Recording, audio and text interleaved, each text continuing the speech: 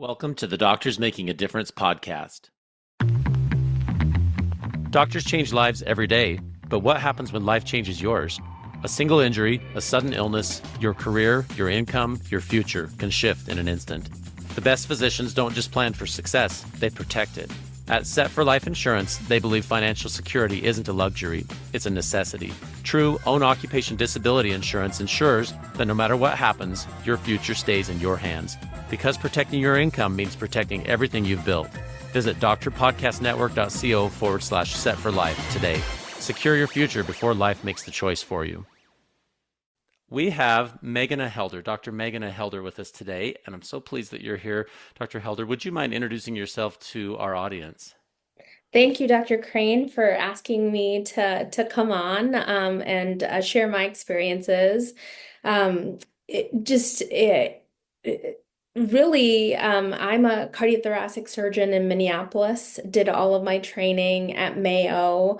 And I'm about 6 years in practice, so 6 years out of fellowship. And I have two little kids, a 5-year-old and a 4-year-old, both girls.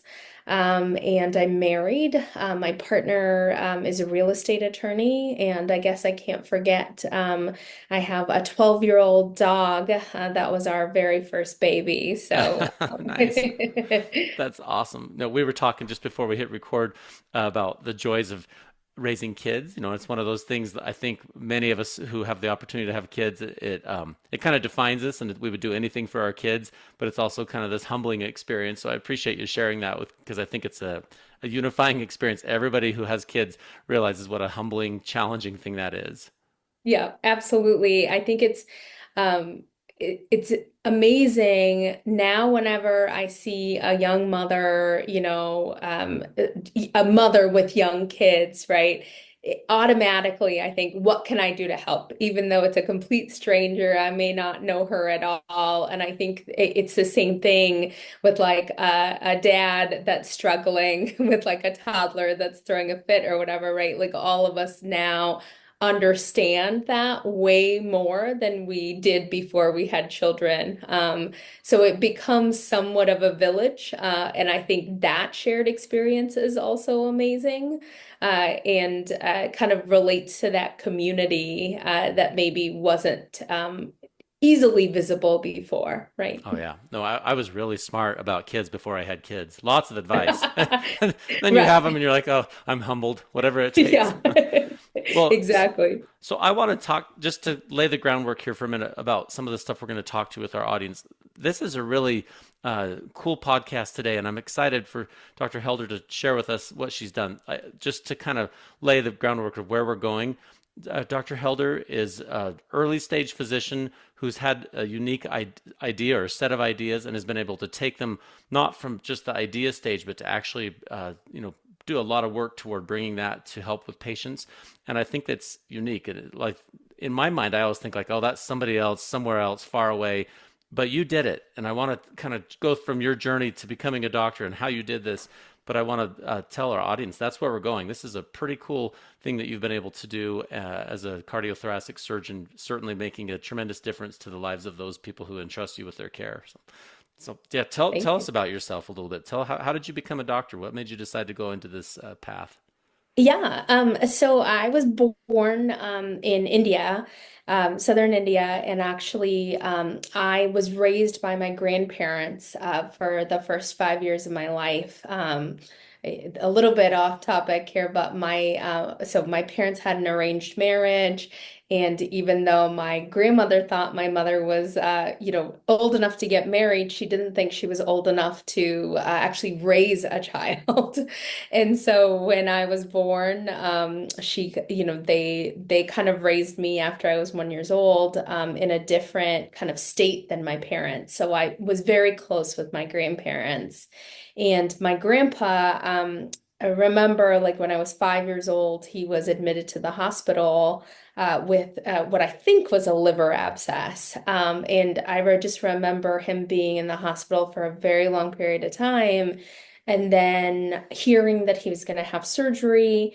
And then, really, the next day, he was better. And I said to myself then I wanted to be a surgeon. And that's kind of where it all started for me. And I remembered that I moved with my parents to the US, to Colorado and Nebraska. And then junior high school, I was really lucky enough to have, she was actually a National Honor Society like counselor. That really talked to us about what we wanted to do. And instead of saying, really, do you want to do that? She'd say, okay, let's find some people so you can understand what that means. So I was lucky enough to be able to shadow and actually come into the operating rooms of multiple surgeons. And I went in to see a coronary artery bypass grafting, As a and the surgeon asked me if as I a wanted. middle schooler, as a junior high Yeah, school. yep, as an Wow. eighth grader. Yeah.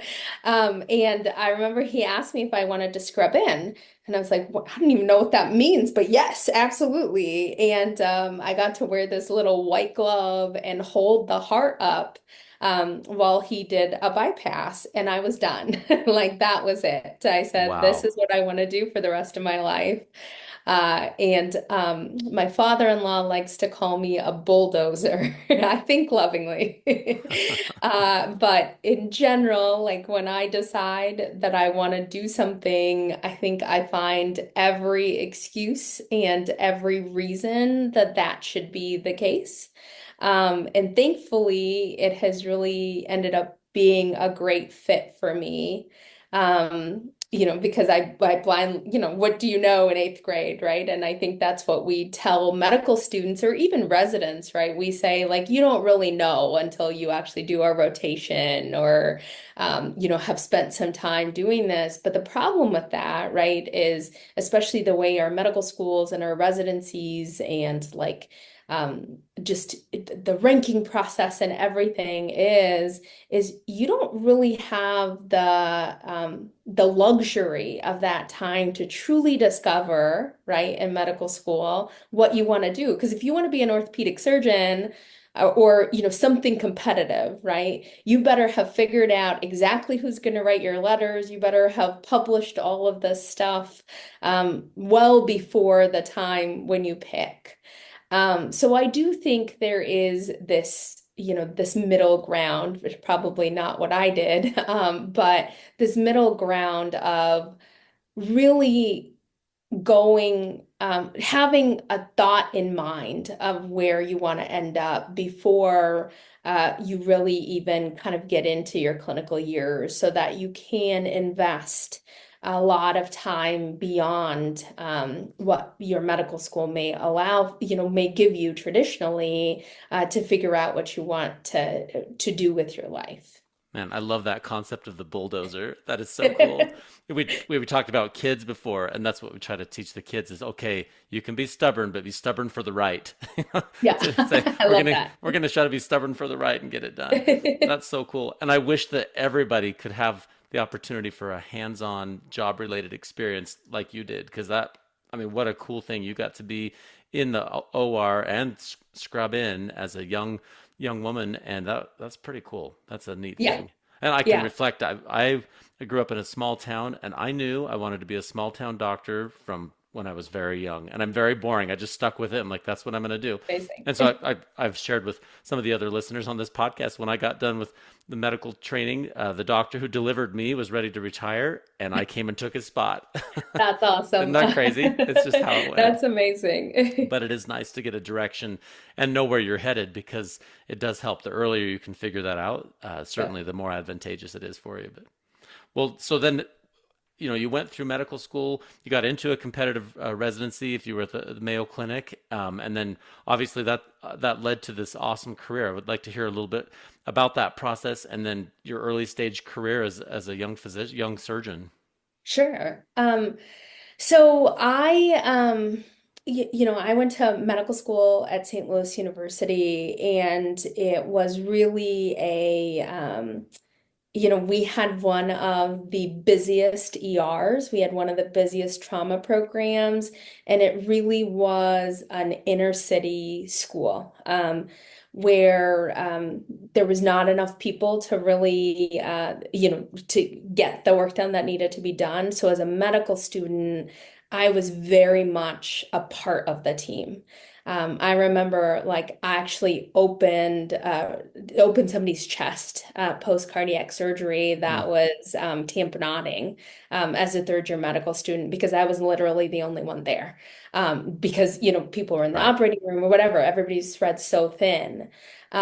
So for me, I was just incredibly lucky to have a hands-on experience and at the same time have actually two people that were just incredible mentors, are still incredible mentors. So the chief of thoracic surgery, who actually ended up being a president of our Society of Thoracic Surgeons later on. He is, he is these like just amazingly charismatic human being that you just wanted to be around him. You wanted to be like him. Everybody loved him. And it was just affirming to say, yeah, that's what I'm going to be like. And I was also very lucky. Um, One of the cardiac surgeons there, she was a female cardiac surgeon that just came out of training. This was her first job, and I was her first medical student, right? That she wanted to, and I just had coffee with her in January, so we still are incredibly close.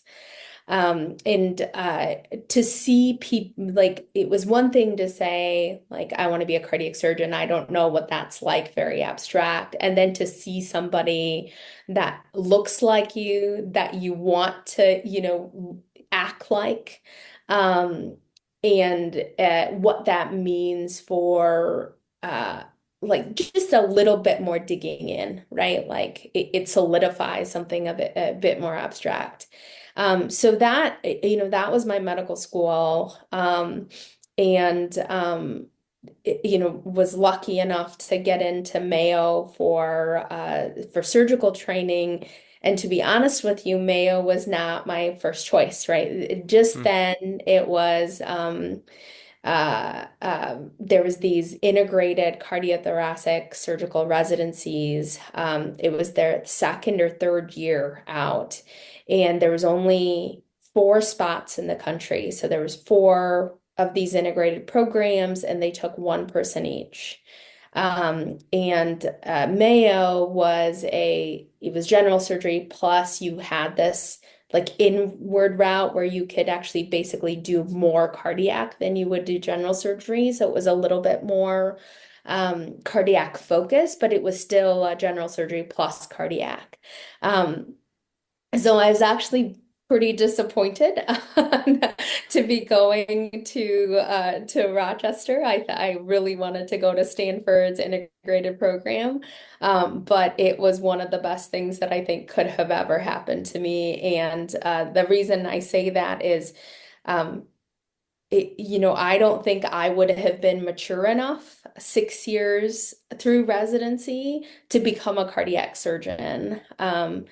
And I really needed that general surgical training, that chief year of general surgery, to understand what it meant to really take the responsibility of operating on a patient and seeing them through and kind of learning from any false steps and all of that. To then come to kind of this high risk field of cardiac surgery, just that mindset, that you talk about. And I think um, it did allow for a bit more of a growth mindset than a fixed mindset, right? And part of it is general surgeons know how to teach interns. I'm not, like at that stage, it was new, right? Like cardiac surgeons weren't used to teaching interns. So I think I do truly believe things happen for a reason. And I think it worked out for me the best it could have. And that Mayo network is incredible. And to have been part of that.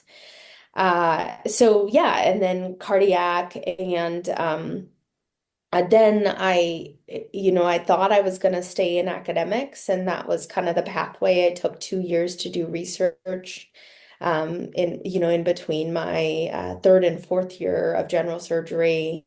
So spent 2 years doing decellularized valve development, aortic valve development, and really wanted to do aortic surgery, but I wanted to do kind of the whole thing. I wanted to do endovascular aortic, I wanted to do open aortic, and a lot of kind of the academic positions that I looked at, there really wasn't this easy way to come in and bridge both, right? Because vascular surgeons were doing endovascular, cardiac was still, the open ascendings, and there was a clear divide. And I was lucky enough during my cardiac surgery fellowship to do a fair number of endovascular fellowships, but I went out of Mayo to do a lot of them. And one of those fellowships was actually in this heart hospital in Sioux Falls, South Dakota, where there's this kind of pioneer. He was a diagnostic cardiologist by training, but then he went and did a peripheral intervention in Cleveland Clinic. And then he now is kind of one of the highest enrollers in most clinical trials. Related to like TAVR or TVAR or kind of aortic work. And so I got to work with him and really learned a lot from him and really hit it off well. And so he recruited me to Sioux Falls, just saying, if you want, this is the type of practice you want, you could have it here. Um, and, I really was surrounded by, so my first senior partner, which is, I guess, the number one thing I will say is as somebody leaving residency or fellowship, you're like, oh my God, I just want a job. No matter what the market looks like, right? Like you're like, I am in so much debt. Whatever, I just want a job. And you sometimes don't know to look at more than what are they paying me? Where am I going to live? And maybe what's the call schedule look like? And there's always been this kind of cliche thing about your partners are the most important thing, but truly, how do you kind of suss that out in one interview or two interviews? And I don't know, I still don't know how you would know before, but my senior partner in Sioux Falls was somebody who was the calmest human being I've ever encountered. That's Like, probably good for surgery. yeah, absolutely. Nothing fazed him. He was getting ready to retire in probably like like 4 or 5 years.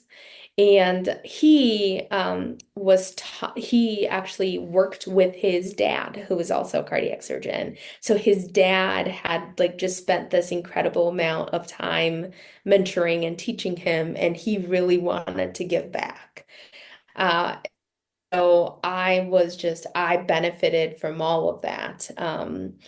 Right? Like I was able to like take everything that he wanted to kind of teach and learn while kind of having somebody that could get me out of trouble if I got into trouble, but allowed me to kind of build my own practice and figure out how I wanted to do things. Oh, it's so Um, cool. yeah, and so like I don't think like I could have asked for a better senior partner.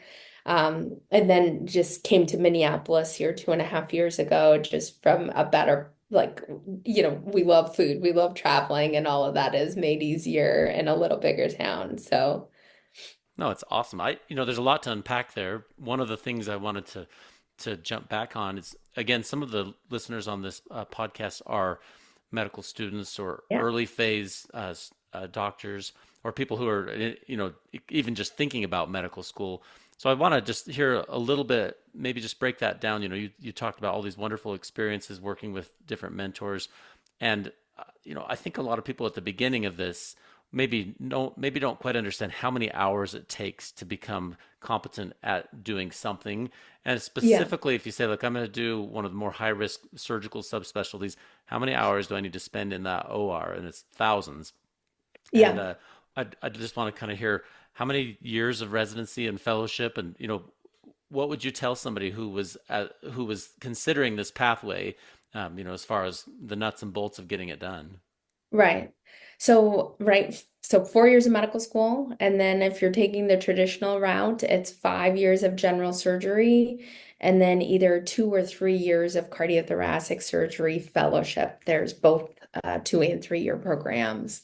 And then there's these kind of now different routes where you can do a 6 year, like an I6, or a 4+3, or so 7 year. Or you can actually now do this 5 year vascular surgery integrated residency with a 2 to 3 year cardiac fellowship. So there's all of these routes that are new. What I lost your question a little bit. So the hours kind of spent in, right? And I think it is with all of these options being available, it is being really honest with yourself, which requires a lot of insight. And to be honest, I'm not sure I had that at 20, whatever. I don't even remember how old I was when I first started medical school.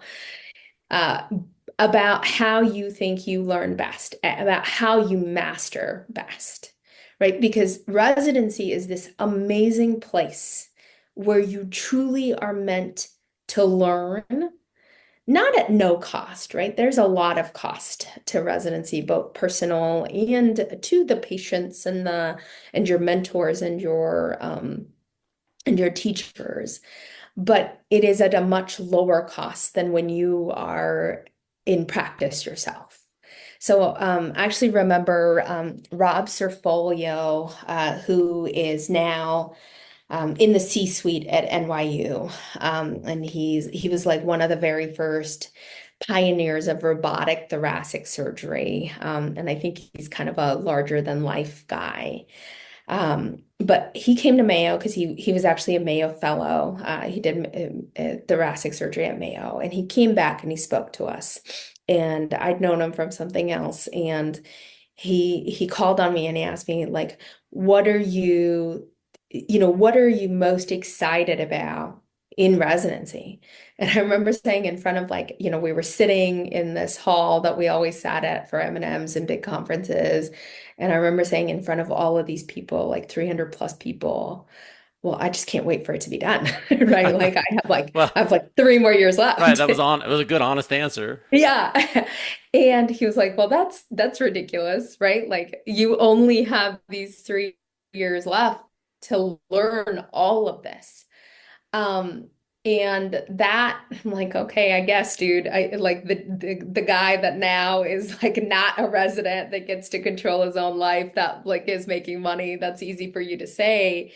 But there's a lot of truth in that, right? Like it really sets you up for the rest of your life of whether you're going to be this scared, anxious practitioner because you haven't really learned what you needed to do before you got out, or it kind of like, is it going to be an uphill climb in those first 1, 2, 3 years, or is it going to be like, oh yeah, I got this, right? Like, and you really get to determine that um, the um, based on how you approach that residency. And I think, this feels ridiculous. Like I am fairly, like I just turned 40, right? Like in the scale of things, I'm pretty young. But I did see a huge difference. So my intern year was the last year for like um, the where the hours changed for residents. So we took out of we took call out of the hospital like as interns, and then we came back in no matter how many hours you were in the hospital the night before. We still had like the 80-hour work week, but we didn't have this 10 hours out of the like all the other things that Right, came in. right. And I think that was great, right? Like, I think it allows you to have some amount of a life and doesn't produce just like a bunch of narcissistic people that can't relate.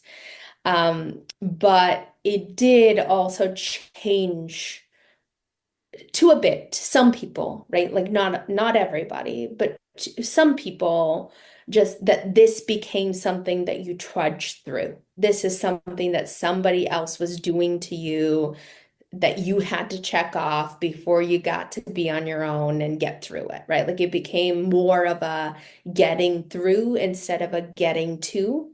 Um, and I and there's got to be a great way of a compromise that somebody smarter than me is going to figure out. But it's how do you continue that?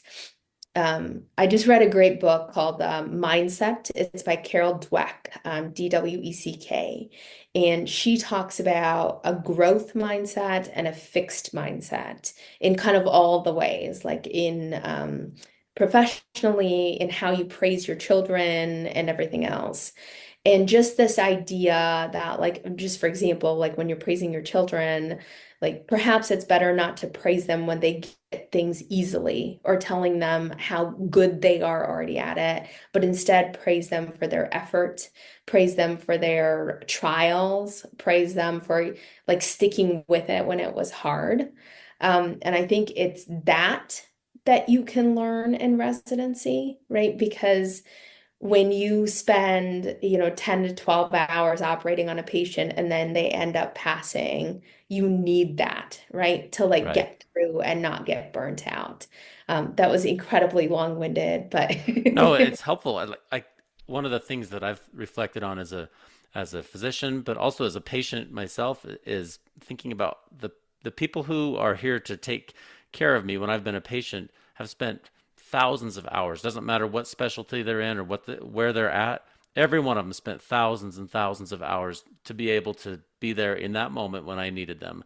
And, I've been a doctor for enough years that I've usually been on the doctor side of it, but being on the patient side, you're like, okay, when it's my turn, I don't want someone who just got by. I want someone who really put a lot of time and effort into it. And one of the things I want to reflect on in the surgical subspecialties, there is so much time commitment, and I think that it's honorable. It's a wonderful thing about our society that we have created this system where we create true experts who can do these amazing complicated surgeries. But you can't just learn it from a book and see one, do one, yeah, teach one. Like you can, but you got to see one, do one, and teach. But you got to do it again and again and again. And it yeah. really is a long process to learn that. And so I honor you for what you've done. That's an amazing journey that you've been on. Thank you. I would, if you don't mind, one of these things, right? Like, so I think the statistic is still staggering. I think there's 2% of all cardiac surgeons are still female. Like, I think it's still like it's a single low number. Really, goodness. There's now more thoracic surgeons that are female, but like pure cardiac surgeons, it's still ridiculously low. And maybe that 2% is in academic cardiac surgery. But like I was the very first cardiac track resident at Mayo Clinic to have a baby. Hmm. And that was in 2019. Wow. So it I think there was actually one other person before, well, two, there was one right before me, but she was thoracic track, and one like 15 years before us. And she was also thoracic track. And so just this, there's always been this, well, I don't know if I want to go into cardiac surgery because I want a family and I want like this work-life balance and kind of this idea. And I was listening to this YouTube video, the PepsiCo CEO, who's a mom, a CEO of a multi whatever billion-dollar company. And she's amazing. She seems amazing. I don't know her personally. But she was talking about how uh, her daughter, like teenager, had asked her to bake cookies for something. And she'd forgotten, completely forgotten. And then the day of, her daughter like texts her to remind her and says, "Okay, are you going to bring the cookies? Now remember, it can't be these Nestle Toll House cookies and you can't buy them, right? Like they have to be actually like homemade cookies." And so she ended up like asking the cafeteria at like Pepsi to make her cookies, and then she takes these cookies in and she ends up being like, her daughter's happy. And she was actually like, well, the people at work were actually incredibly happy, right? Like that I was reaching out in a time of need and asking these people to help me. And so, like, her whole point was there is no balance, right? Like, Right. work never stops and life never stops. And that's true, I think, very much so for physicians, and especially, I think, for surgeons, right? We take, like, I'm on call nearly every night that I'm at, in that geographic location, except for like every third weekend, when, like, for Saturday, Friday, Saturday, and Sunday, I'm not. But so just this thought of that's okay, right? Like I take my girls in to round with me and they absolutely love it, right? Like they love being a part of my life. They understand that what I do is important, and I think they're proud of me for that. And at the same time, like nurses see me as a human being that there's these things that I can relate to with them, right? Like that we all have shared experiences. And my patients love it. Like there is nothing like, like a little girl's laugh, right? Like that kind of helps you feel better. But like I don't think you have to have this work is done at 5 o'clock, and that's the only way to kind of have a um, well-rounded life. Like I think it's okay when things bleed into the other things. And for me, at least, like I find a lot of purpose in all of those ways. And all of that to say, like, I don't think um, I think cardiac surgery has gotten a bad rap that you can't kind of have a well-rounded life and be a cardiac surgeon. And I think that's pretty unfair because I think if you want to be a workaholic, you can do that in any profession. Oh yeah. Well, so I'm like I've shared. I'm a rural doctor, and so I'm Oh on yeah, call all all the the time. time. I've been here for 14 years, and the only time you really can't have an obligation to run into the hospital is if I specifically arrange it and say, okay, I'm Yeah. gone this weekend.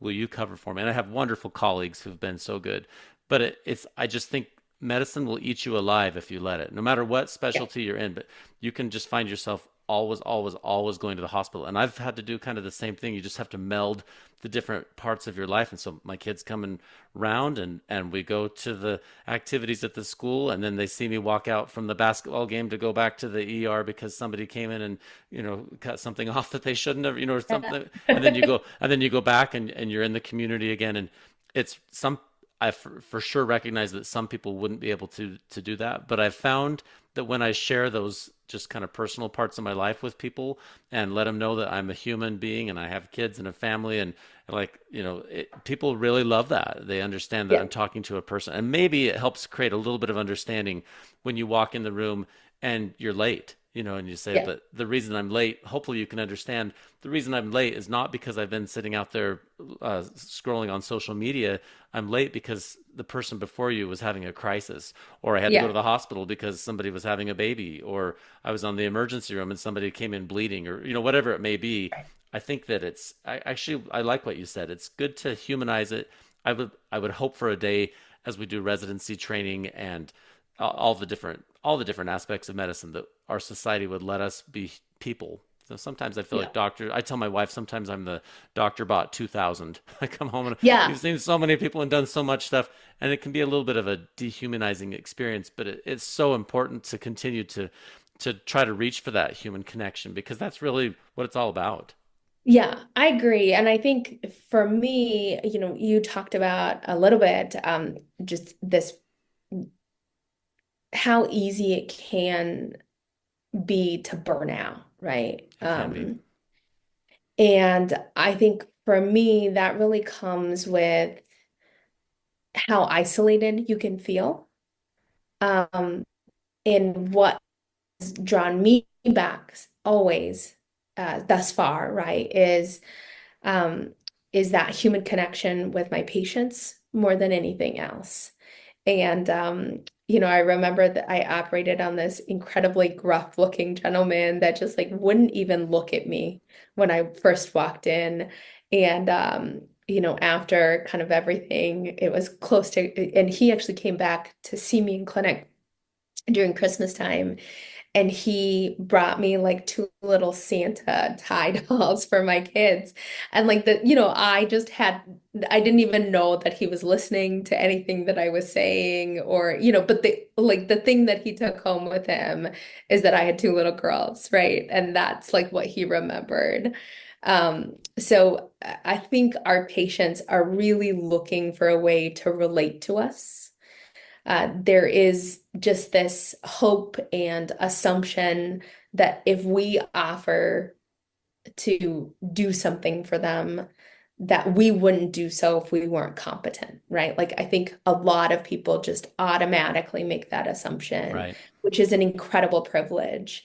But I think it's this like the other level, right? Like this comfort as they're going under anesthesia that comes from like I have this human like relationship with somebody. Like I am more than just a room number. I am more than whatever. They know something about me that I think matters a lot. Like personally, I actually just very I had an septoplasty, which is like an outpatient procedure, but it was still a general anesthetic.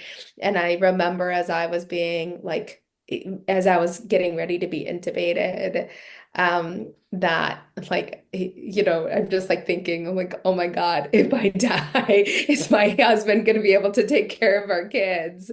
And like, I can just remember as like I was drifting, the CRNA saying, your husband will do great. Don't worry. That's your parting thought. Oh, Yeah. goodness. Well, and I just to reflect on that, I think all this leads to this concept that we have to be people, and it does help. You have to take care of your time for sure. You can burn out if you spend too much time, but it does help to not be like this automatic robotic person. It really helps to come make those connections. And I'll share just, one of the most poignant moments of my whole life. I've shared on this podcast. I had this horrible tumor that had to be cut out, and it was 28 centimeters. It was huge, had to be removed, and I didn't know what my life would be like at the end of that surgery. There was no way to Yeah. know. And so it's exploratory laparotomy, and we'll see how it turns out. And I had very good surgeons and great anesthesia and all that stuff. But I remember in that moment talking to the anesthesiologist and the surgeon, and it was just this moment of pure, I don't even know how to describe it, just like trust and Yeah. release. Like I just remember just saying like, I trust that you're training, and I trust God, and I trust that it's going to turn out however it turns out. And I can't control it, but I honor and so thankful for the people that had put the thousands of hours of time in, so that when that moment came, I'm not like, I wasn't like, I'm not sure about you. I just had to Right. say, I fully trust you that you will do the very best thing, and you would treat me just like you would treat your dearest family member. And I still reflect on that, and it's such a powerful moment. And as doctors, we sort of take it for granted that people Yeah. trust us to that level, but having gone through it, when you go through it, you think like, wow, that is a moment of Such a big pure deal. trust to another person, another fallible human being, but I trust them 100%. And it's a Yeah. crazy moment. Yeah. Absolutely. Well, talk us through a little bit. Like I said at the beginning, you've had this Yeah. really interesting career thus far. And not only have you been able to take care of the patients that have presented, you have become an innovator and an inventor.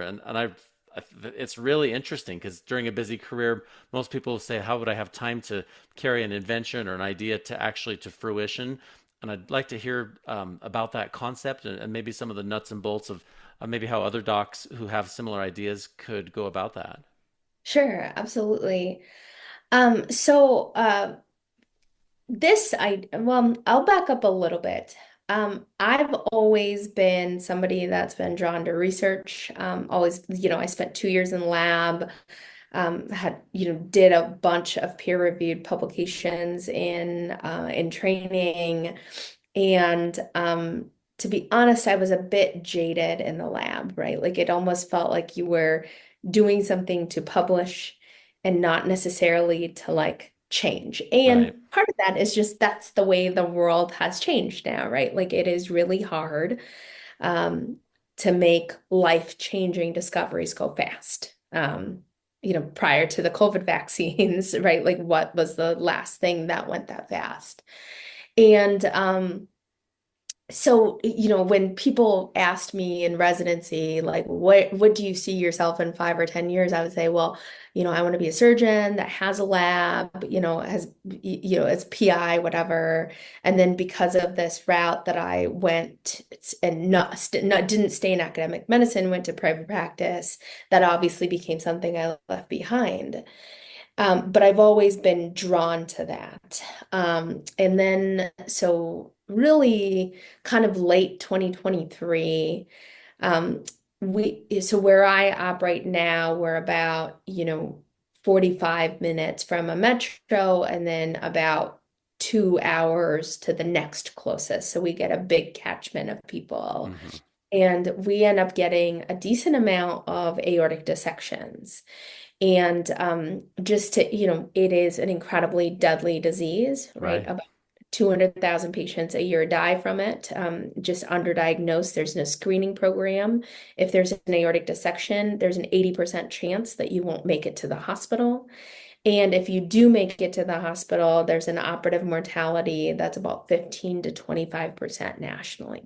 Hmm. And we really haven't moved the mark on that operative mortality in since 1990 in an appreciable way, right? Like there's aortic centers of excellence that are really making headways into that. But nationally, if you look at everybody, and so I was actually getting to do a lot of these aortic dissections. And part of the incredible painful part of this is they are long cases. They are 8 to 10 hour cases. And a lot of that time is actually spent cooling the patient to, 18 degrees, 24 degrees, kind of pick your number at this point. And then rewarming them after you're done with your operation. But the whole reason that you're cooling is to decrease metabolic demand enough that you can actually shut off all of the blood flow to the body. So complete circulatory arrest. So not Hmm. just stopping the heart, but literally taking all of the blood out of the body, which still blows my mind That's crazy that, we can survive that. Right. yeah. But you can imagine that if you've already underwent a tremendous insult, like of this aortic dissection, if the operation to save your life also has this incredible physiologic insult of being on a cardiopulmonary bypass machine for hours and hours, not getting perfusion, being cooled down and then rewarmed. And really, the only reason that why we do it that way is because of anatomic constraints to not being able to externally control, blood flow. Right. And so, as I was sitting there working on a patient, rewarming, I had all the time in the world to think about this. And my husband has a shop and we just got a bunch of hoses and tubes together and like drilled and super glued them and put them in some PVC piping. And I'm like, there's got to be a way that we can perfuse the body and the brain while we can simultaneously see what we need to see to sew, right? Because the problem is if I open the aorta, there's 5 liters of blood Right. in So my much blood face you could and never see it. Right. right. So and that's really how I came up with this idea. It is really simple, right? Like there's no bells and whistles. It is truly just a way to perfuse the body and the brain while giving us a clear surgical field. And I thought about it. I actually wrote up a provisional patent. And once that got submitted, very wide-eyed and naive, thinking I was still at the Mayo Clinic where I could just go to the engineering department and have things made that I wanted. I went to kind of these big companies like Medtronic and Terumo under NDAs and said, "Hey, I have this great idea. Here's literally my, drawing of this." Right. Just for clarification, NDA, non-disclosure agreement, right? Yeah, Yeah, just so yeah. everybody knows what that means. Yep. And I said, "Hey, can we make this? Because it's going to be really cheap to make, and I promise you, it's going to affect just an incredible amount of patients' lives. And I think just economically, it'll be great for the hospitals." And I think that was the extent of my argument, right? Like it was not more than that. And they're like, "Oh, that's great." And they didn't laugh at me because I'm their customer, and so they were politically great. And they've said, "Well, why don't you go de-risk it and come back?" Oh boy.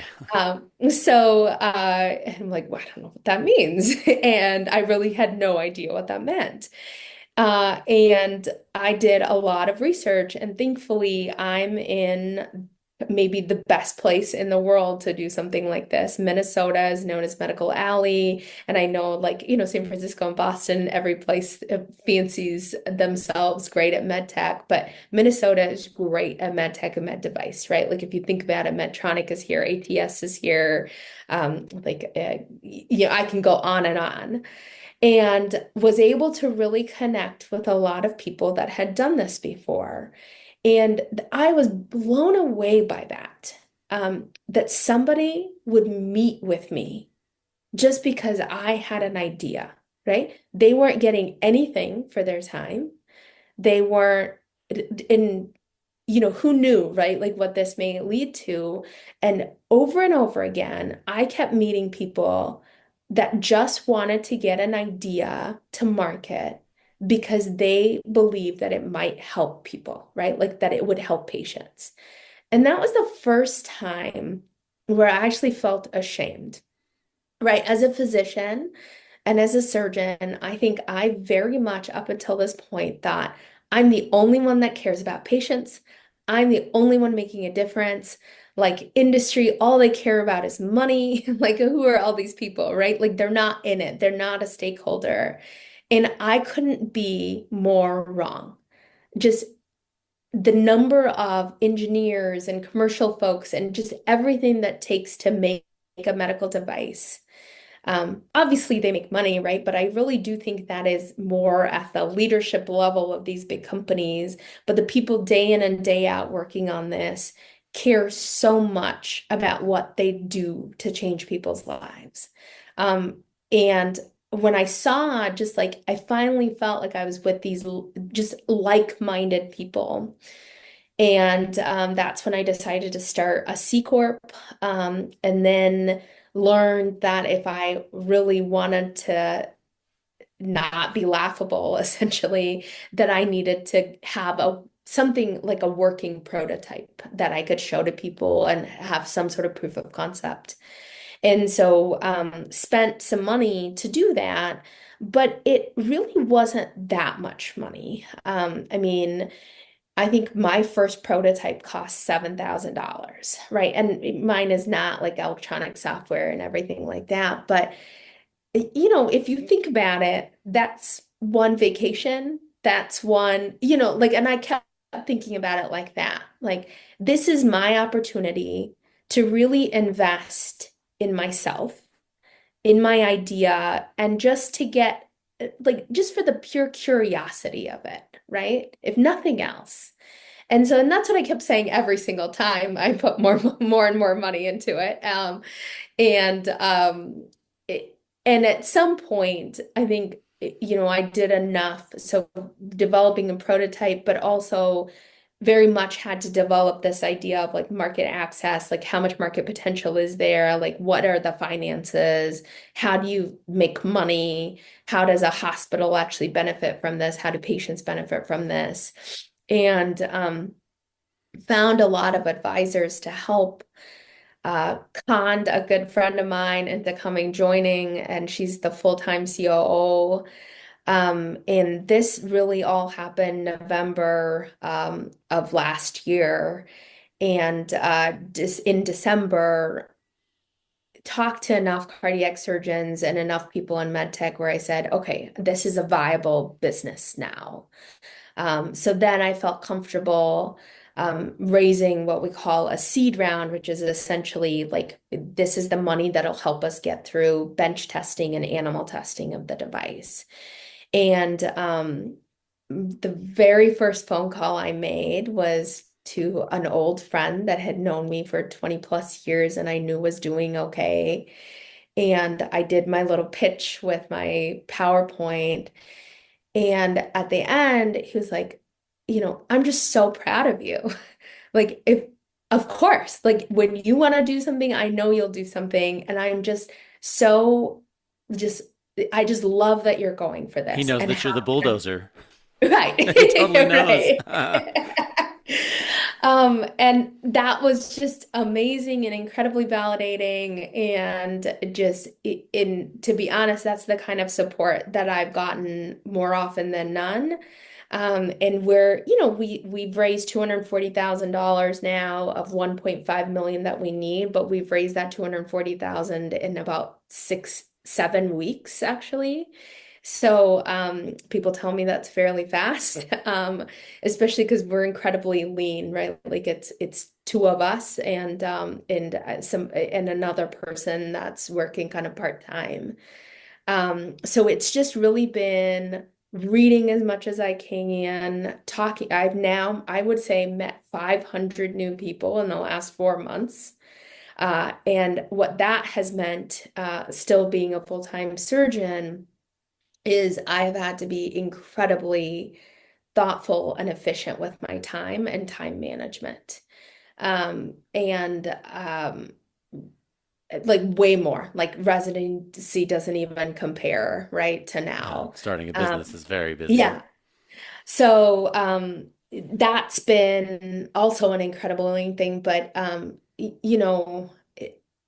I've loved it. It's not often, well, I didn't think when I turned 40 that I would get to do something completely excitingly new, right? Like, and it's awesome to be able to do that and have the opportunity to do that. Yeah, like at the end of the day, I truly believe this can change the game and how we treat patients with aortic dissections. Like, I think the whole point of this is to be able to allow doing elective preventative surgery and make that lesser risk, so that it is available to the patient in Sioux Falls in the same way that it is available to the patient in Rochester. And to me, that's been kind of a driving light. Having worked at kind of both places, I've seen kind of the healthcare inequality that comes from just a decrease in like lack of resources, right? Not necessarily competence of physicians or lack of passion or ambition, but a lack of resources. And for me, that just, seems unfair. Well, I think some of our best investments are things we truly believe in. I don't, you can comment to what you think other people ought to do. I don't think anybody would say, "Hey, go spend all of your savings on one idea," because it might Yeah. fail. But if you spend a reasonable amount of money on something that you have complete control over and you're passionate about it, I think you're going to win. I'm excited for Yeah. you. This is pretty cool. Thank you. What Thank would you. you tell to somebody else that has I think a lot of people have ideas that occur to them and they're like, oh, wouldn't that be cool if we could do this? Yeah. And maybe you think about it, but then you're like, oh, it's this big startup cost, and I don't know anybody who could be my Right. COO or who could make a prototype for me. What would you tell someone who says, look, hey, maybe I need to take my first couple steps into this journey? Yeah. So, what I would say is really pressure test your idea first, right? The first thing you should do is figure out how you could fail. And if there is a way you could fail, you want to make sure that you fail fast. And what that means is putting your idea out there in front of as many people that you think are trustworthy or with those guardrails as you can have, right? Like the provisional IP, the NDAs, and making sure they're friends of friends of friends. But you have to put it out there. It can't be this baby that you protect that nobody knows anything about. And then once you've spent kind of thousands and thousands of dollars, that's when you realize, oh yeah, I missed that. Like this isn't going to work. right? So I think the smartest thing to do is pressure test that idea in as safe as a way as possible. And then if there's something there, people come to you and you figure it out, right? Like people want to be a part of something that is new and exciting. Like startups are like um attract those people. Like they're already out there, right? Like you don't have to go out and find them. And that's been the thing that was like I really thought I knew nobody. But I made 5 phone calls and it turns out like those 5 people knew 2 people that knew 2 other people. Your network can expand incredibly fast. But the best thing to do is make sure that that idea is something worth pursuing. Like I had an idea before this one, and to be honest, like it wasn't good enough, right? Like to actually start a business around. So it may not be your first idea, it may be your second, it may be your third, but you learn a lot of valuable things in just having an idea and at least going through the thought process of figuring out what you would do next, even if you put no money into it. Well, I think it's interesting because all of us can kind of discount ourselves and say, I'm just this person, or I'm just a doctor that works in this place, or I'm just whatever. But Yeah. it's, if you think about it, there's only, just over 1 million licensed physicians in the United States of America. And if you look across the country, and if a person says, I have this idea, you're already a small percentage of the population. And then you look within your specialty and within your area and the need of people that you've come across, you may find that you actually are someone that has, you might not know everything about it, but you know Yeah. a lot about that particular thing just by virtue of what you do day in and day out, and you see it. Right. So I Yeah. I think it's neat. Like again, you are a very driven person, and I think that's neat that you've taken it not just this idea that you have in the back of your mind in your journal, but that you've been able to go out and find others who are supportive and people who are not physicians who are similarly passionate about making that difference to other people. And sounds like those are really great first steps. Any other first steps you would share with anybody?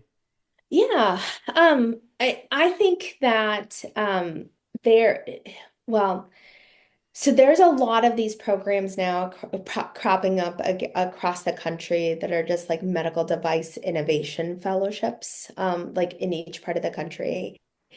And I've not done anything like that just because this really took legs pretty fast. But I think if you are somebody that kind of loves the idea of innovation, loves the idea of like startups or a physician kind of wanting to get in business in that side of things, these kinds of formal things really establish kind of an ecosystem or a network that you can start with, right? That will then be available to you for the future. So if you're not necessarily ready to kind of take the plunge, you can kind of set yourself up for that by doing things like this. Like the University of Minnesota, Carlson School of Business it really is a part-time like you go to class like for a couple of hours a week and then there's homework that you go do but then you like all of it is on Zoom and remote and things like that so it's definitely doable and I think it's easy for all of us to be like well I don't have time for that and it turns out like most of us do have the time for probably a lot more it's just what you're prioritizing right like your phone tells you how much screen time you've spent in the last week and think about what you could be doing if you weren't just scrolling or, whatever else. Man, I feel motivated already. This is such such a good interview. Thank you. What other any other advice or thoughts you have for our audience as we're kind of wrapping up on time? But I just think this is awesome to take the idea and not just think about it, but actually do it and give boots on the ground sort of advice like you've given. Yeah, no, I mean, I think those are kind of the main thing. I mean, I guess I will, end with one last thought, which is, and maybe it is that turning 40 has made me like more turn in and be self-reflective, right? But I think a lot of us in medicine, or maybe I'll just say me, a lot of my life, I really sought kind of outside validation or self-worth came from outside validation. I remember very clearly there's this 360 review, that they did every year at Mayo, and one year a scrub tech wrote, "She cares too much about what others think of her." And that was so very true, and still is very true. But there's a lot of weight that comes with that, and a lot of others controlling the way your mood, the way that you approach anything. And for me, it really hasn't been until I started not equating my self-worth with what others thought of me, that I had the strength to kind of do some of the things that I don't think I would have otherwise. No, that's good wisdom for life. Like we talked about at the beginning, we're trying to raise good kids. Yeah. And that's, if I could instill that idea in my kids and in myself and for all of us, like my worth is not defined based on how somebody perceives me. And maybe that gives you the confidence to go forward with an idea like you have, or just be the honest, straight up person that you are when you go and take care of your patients. And people love that when they see someone who's confident, not arrogant, but just confident and Yeah. genuine and kind with people, because they're happy with who they are and they're not seeking external validation necessarily. So good advice, good wisdom. I really appreciate you taking the time to do this. It's been fascinating. I think our viewers, our listeners will love this, and I really appreciate it. Can't wait to Yeah, see what you do. absolutely. So Thank you very much. yeah, if people want to follow what you're doing, how would you tell them to do so? Is there any social media or anything like that you'd want people to kind of Yeah. tune into? Sure, absolutely. So I'm not great at social media. We're working on it, but most of our progress we've been just posting on LinkedIn. So the company is called Octin, Octin Health. The name of the device is the Elica device. My two girls are Elia and Annika. Oh, And so perfect. that's how Elica was formed. So we've been posting kind of on our LinkedIn page, just progress as we get there. So that's probably the best way to follow. But we also do have a website, www.octanhealth.com. Awesome. I think you're going to get a whole bunch of people who are very interested in your work because it's so cool. Well, thank Thank you you again very for much. taking the time to share it. And I hope we catch up again in the future. Thank you so much. Yeah, absolutely. Thank you so much for inviting me. Bye. Thanks for tuning into the Doctors Making a Difference podcast. And thank you for what you do to help your patients and your community. Your work truly helps so many people. We produce this content to help you have the tools you need to stay in medicine and to highlight the amazing work being done by physicians around the world. Please note that while I am a physician, and many of the guests on this program are also physicians or other professionals, the discussions on this podcast do not represent my employer or any professional organizations to which I belong. This podcast is for your information and entertainment only, and should not be taken as professional advice. You should seek appropriate professional advice pertaining to your own situation. Please check out more of our content on our website, doctorsmakingadifference.com. Also, please follow, like, or subscribe on your podcast player or YouTube channel, and give us a 5-star rating. It really helps to spread the message.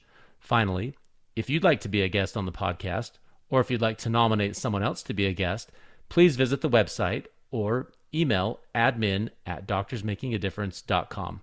See you next time.